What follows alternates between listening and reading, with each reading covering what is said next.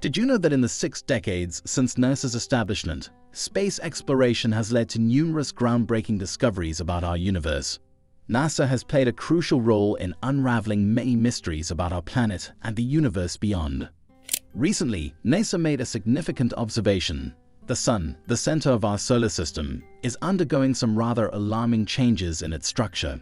Scientists are considering these changes as both unprecedented and concerning. They have issued a serious warning, suggesting that these ongoing changes in our Sun might have catastrophic consequences for our planet, and in turn, the continuation of life as we know it. So, what's happening to the Sun, and how could it impact us? Join us today as we delve into NASA's latest revelation about how the Sun's transformations in 2025 could potentially pose a threat to Earth.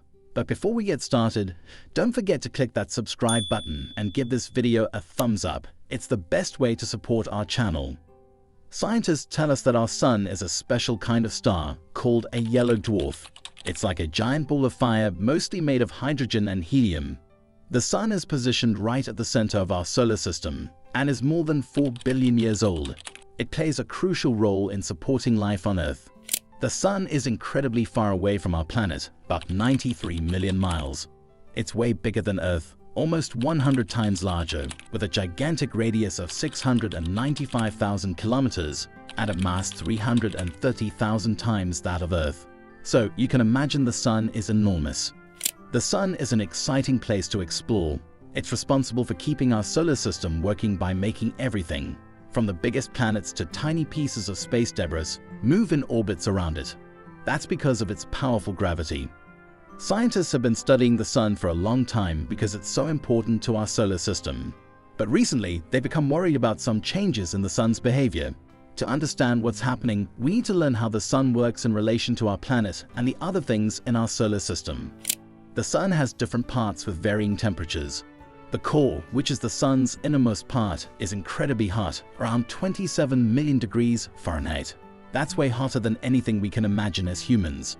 On the other hand, the surface of the Sun, known as the photosphere, is much cooler, about 10,000 degrees Fahrenheit.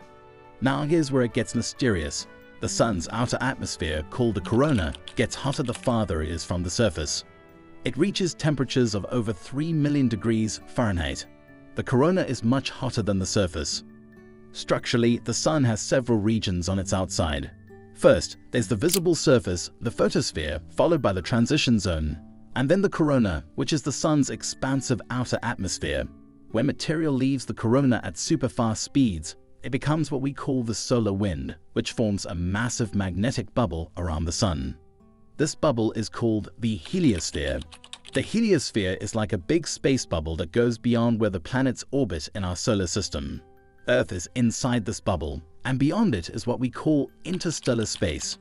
Inside the Sun's atmosphere, we can see things like sunspots, coronal holes, and solar flares. These are interesting to scientists, and they've observed some pretty worrying stuff lately. On January 6, 2023, a really strong solar flare burst out from the Sun. It was the first X-class flare seen in about 2 months. X-class flares are the most powerful kind on a scale that measures how strong solar flares are. A few days later, 2 more X-class flares happened, showing that there was a big increase in solar activity. People started wondering what this might mean for us on Earth.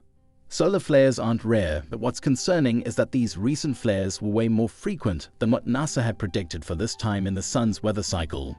The Sun goes through cycles of high and low activity, kind of like how we have seasons and weather changes on Earth.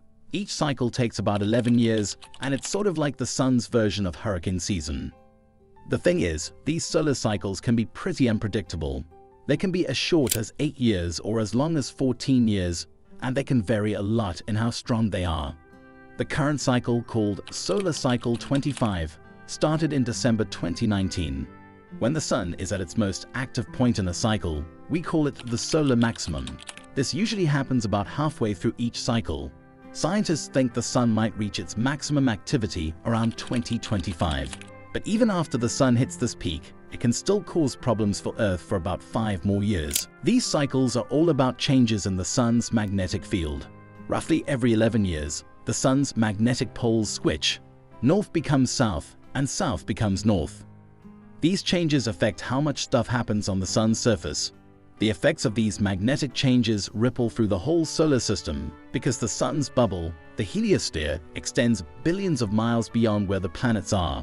Planets without their own protective magnetic fields, like Venus, feel the full impact. In 2006, a small burst of solar material from the sun hit Venus and took away lots of oxygen from its atmosphere. Now, you might be wondering how these solar cycles can affect Earth. Before we talk about that, let's learn a bit more about the upcoming solar maximum itself. Scientists keep an eye on sunspots to see how the solar cycle is doing. Sunspots are dark spots on the sun, and they're linked to solar activity. They're often the starting points for big explosions like solar flares or coronal mass ejections, which can shoot out light and material into space. In the current cycle's maximum, we're expected to see around 185 sunspots each month, which is somewhat milder than what NASA first predicted. This puts it around the average compared to what we've seen in history. But don't let the word average make you think there's no risk of extreme space weather. According to official predictions, the current cycle was supposed to be really mild when it started in 2019, with about 115 monthly sunspots. It followed a super weak cycle before that. NASA thought it would be a lot like the one before it, but sometimes the sun surprises us. However, ever since cycle 25 gained speed in 2022, it's been consistently exceeding what the experts thought. You see, predicting these solar cycles is still quite basic. With only 25 cycles on record, there's limited data for computer modeling. Based on what they have, NASA believes the sun's magnetic field will flip in mid-2024, and the solar cycle's peak will arrive a few months later. Now let's talk about how these solar cycles affect Earth. When we're in a solar maximum, space weather can be a problem for things like communication on Earth, satellites, and even astronauts doing spacewalks. But there's a cool side effect: more chances to see amazing auroras, like the Northern Lights or the Southern Lights. When energetic particles from the sun hit our upper atmosphere, they create stunning light displays in the sky. The color of these auroras depends on the chemicals in Earth's atmosphere that the particles interact with. For example, when they bump into nitrogen molecules, they make red hues, and if it's oxygen, they produce green. Now, here are three main ways that increased solar activity can affect Earth. Big solar flares can cause radio blackouts, where electromagnetic energy messes with the Earth's upper atmosphere. This can disrupt long-distance communication signals and lead to radio outages worldwide. It might even affect internet access, although NASA hasn't commented on that happening by 2025. Solar radiation storms can release fast-moving charged particles with a lot of energy. These can be dangerous for astronauts and spacecraft in Earth's orbit. During these storms, astronauts on the International Space Station might have to take cover, and all outdoor activities are stopped. Satellite systems that are sensitive to radiation are shut down until the storm passes. Solar storms can also cause satellites to fall out of orbit. In 2022, SpaceX lost 40 brand new Starlink satellites due to what experts considered a mild solar storm. In really severe cases, a massive solar eruption can hit Earth's magnetic field and create electrical currents in our systems. Power grids are especially at risk, and this can lead to major blackouts. In the past, geomagnetic storms caused significant blackouts in places like Quebec, Canada, and parts of the eastern US and Canada. Such storms can also damage undersea communication cables, disrupting long-distance connections. The consequences can be economically devastating, costing over $11 billion in just one day in the US. That's why it's crucial to predict and monitor these solar cycles, so we're ready for changes in solar activity. Groups like the World Data Center for the Sunspot Index in Belgium and teams of scientists from NASA and NOAA regularly evaluate solar activity and make predictions. Understanding these cycles and being able to foresee when a new one is coming is a big part of forecasting space weather. Scientists hope that one day they can predict space weather just like meteorologists do for our regular weather here on Earth. We're curious to hear what you think about this upcoming solar event. Share your thoughts in the comments, and thanks for watching. See you in the next video.